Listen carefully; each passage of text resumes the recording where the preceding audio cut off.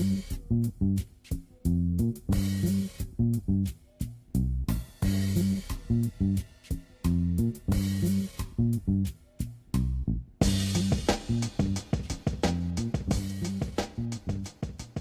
guys, thanks for checking out Quick Sessions Podcast. My name is Garrett Terrio, coming to you from inside Timberline Fitness Studio in Houston, Texas. And today what we're going to do, real quick one, is now the football season started. If you watched the game Sunday night, you watched Tom Brady just tear up the Steelers. And about a year or so ago, I read his book. His trainer, Alex Guerrero, created a book, and it's called the TB12 Method. I'm sure you've heard of it. I'm sure you've even probably made fun of it a little bit. What, he doesn't eat strawberries, tomatoes, yeah, all that stuff. It's fun, and we joke about it, but in all seriousness, the book is a good read. I recommend it to anybody who cares about health and fitness, whether you're a trainer or not. I think you should get in there and see what he has to say, because it's nothing mind-blowing. It's nothing that we haven't been practicing somewhat since the beginning of personal training, whenever that was. But in a nutshell, the training side of it focuses on something he calls muscle pliability. Now what that is, that's long, soft muscles. I know that doesn't sound correct because we always think of muscles as being hard. Someone with a lot of muscles has hard muscles, but all that is dense muscle. Tom Brady does not need extremely dense muscle. He's a quarterback, and be it he's in the NFL, and it's extremely physical even for quarterbacks, he doesn't need to bench press 300 pounds, right? He can get his regular reps of bench press in and then work on stretching, rolling out his muscles, tenderizing him is kind of what it actually ends up being. And that's why he comes out with this line of vibrating foam rollers and foam roller balls, and I'm sure a lot of percussive therapy type stuff is on the way. So essentially what the training aspect of it is not to overload your muscles as much, not worry about extremely heavy weights, but good full range of motion, stuff we've heard before, right? Nothing groundbreaking there. But also pliability work. In a nutshell, if I can explain this just in layman's terms, it is, let's say you are stretching your hamstring, for instance. While you're stretching your hamstring, imagine someone going under there, and while you're stretching, massaging or rolling out that muscle at the same time. That is, in a nutshell, what muscle pliability is. You want to flex that muscle and also roll it out at the same time. I'm not sure if that's the one and only type of muscle pliability. And there's a whole, inside the book, there's 2 chapters just on the exercises and the stretches. A lot of, some band work is involved, but dumbbells are still involved. It's not a no weightlifting regimen.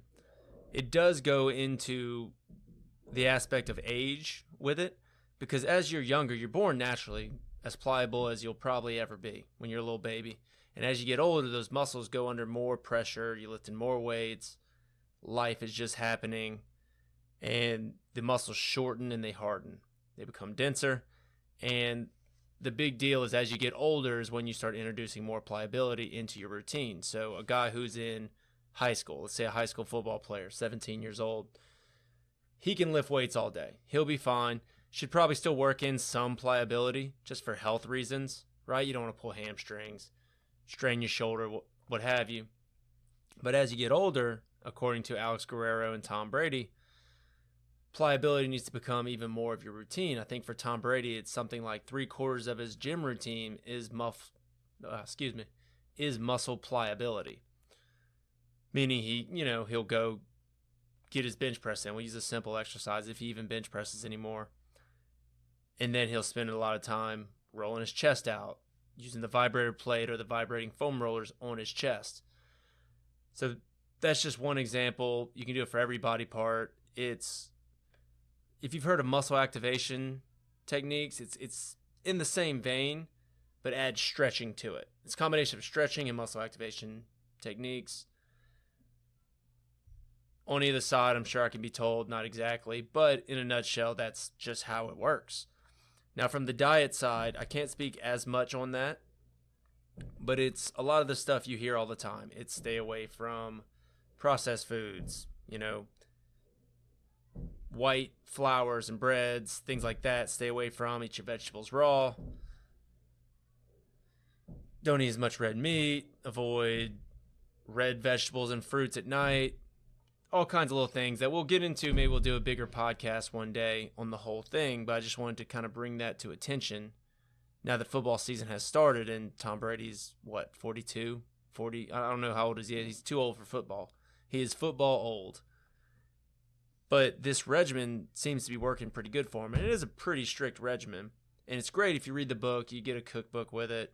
It's a good read, and it's very interesting, and it's full of a lot of truth. Now, early in the podcast, you heard me say people make fun of it a lot. And that's too bad, because they're taking things they hear and blowing them out of proportion.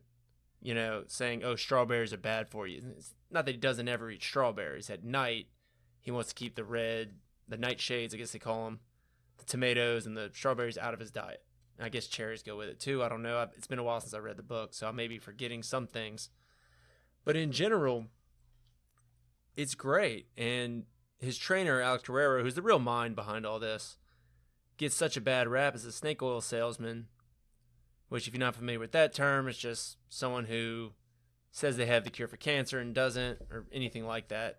And it was a real bad rap because he said his diet and workout plan helps to combat cancer. And maybe he phrased it a little different. I can't remember exactly how the interview went, but essentially it got spun into he says he can cure cancer. And any responsible adult, I don't think, would say that based off of exercise and diet regimen. But if the key is to fight inflammation, which is the whole point of this diet, is to keep the inflammation as low as possible, rolling out, being pliable, that gets inflammation out of your muscles and your joints and your tendons and all that stuff. If that's the point of this whole exercise, then yes, it should combat cancer. Cancer is inflammation. It's not going to cure cancer. If you have a genetic disposition to cancer, it's not going to help, right? That's pretty obvious stuff that we all know, but even a doctor will tell you if you can keep your body's inflammation low, it helps your body avoid or combat cancer. Because, like I said, that's essentially what it is. Any book you read on cancer, it's going to give you the 20 best foods, leeks and all that stuff. So I think the guy got a real bad rap for that. Now, there may be more that I'm not remembering, because I can't say I've kept up with Alex Guerrero's career very much. But I do kind of like that he's viewed as a little crazy, because anytime you need to come up with something new, something groundbreaking like this TB12, you can't just be thinking like everybody else. And that's always been hard for me to grasp, because the classics have always worked, right? We do squats, we run for cardio, we'll bench press, we'll do all kinds of different we'll do kind of the same stuff they were doing 50 years ago, because a lot of the classics are just so good. They were figured out very early. People hate squats because they're hard. They figured that out in the 20s or whenever they started squatting. So being able to branch out from that is something I definitely admire. I don't always agree with it. Sometimes I think people get a little too cute. But with this guy, Alex Guerrero, who really is the mastermind behind this, it's Tom Brady is not his first client. He's just taking it to the next level. I think even in Houston, they're opening up a TB12, which I'd be very interested to see how they run the actual business. Before this, they just had one up in New England. And so I do like that he's innovative about it. I like that he sticks with principles that are taught to anybody that has a fitness certification or studied kinesiology in college. Stuff we've known, but has never really caught on. I can guess why. I'm guessing it just takes a long time to stretch. Muscle pliability takes a partner to really help you out to get a real good job. You can do it yourself, but it's a lot tougher. And you don't feel like you're making progress in the gym, whereas if you go in, you lift weights, you feel better. You feel like you've got your muscles working, the blood flowing, you feel good. You can actually see those gains, whereas with muscle pliability, you can't see it. You'll feel better, but the whole thing in a nutshell, if I had to finish it off, is that muscle pliability, which probably should be its own subject, gives you healthier, longer, softer muscles. And that's ultimately what you want to be able to perform any kind of task efficiently. Whereas just lifting as much weight as possible and sticking to all the standard isolating exercises is going to give you denser, shorter muscles, so you won't be as flexible. So not rocket science, but definitely the best marketing takeover of any exercise program. Not of any, right? The CrossFit craze and the P90X craze is insane. But for something that is so different as far as how you should exercise, it really is an impressive system that comes with a diet. It's very strict. And if you can hold to it, athletically, you're going to do great. You're going to be fine long into your life. I should probably do more pliability myself, but I've definitely increased it as I've gotten older. Granted, I'm 31. I should have plenty of pliability left, but I don't, because I go to the gym and I lift a ton of weights and then just go run, and I'm pretty basic like that. But things like the foam roller, the percussion therapy, all that has been introduced into my workout regimen, the foam roller. And it definitely helps. It helps alleviate soreness. It helps hold off strains and all that. And this TB12 kind of just takes it one step further. I think it's great, especially for older clients. I recommend anybody listening to this to go read the book, even if you're not that into fitness. It's interesting. It's very smart. I am a big fan of Alex Guerrero. Tom Brady's fine. And it's just a way of looking at things that you don't really grow up with, but now that you see it, it makes complete sense, and it's something that if you have the time for it, which ultimately is what holds back any workout routine, if you have the time to get in this extra muscle pliability as well as your regular weightlifting routine, you're going to see benefits from it very early. Within weeks. It'll just be a massive difference. You're not going to get sore as much. You get leaner, you'll be more efficient with your lifts. Also, I think with the TB12 method, though, there's no isolation exercises. If I remember that right, could be wrong, but it's something about going through full range of motion. I don't know if that's just for Tom Brady, because it was in TB12, or if that's just for the regular person. So that you might have to find out on your own. Anyway, guys, just a quick roundup on the TB12 method. The football season had me thinking about it, and the one coming to Houston, which I have no doubt will be very successful,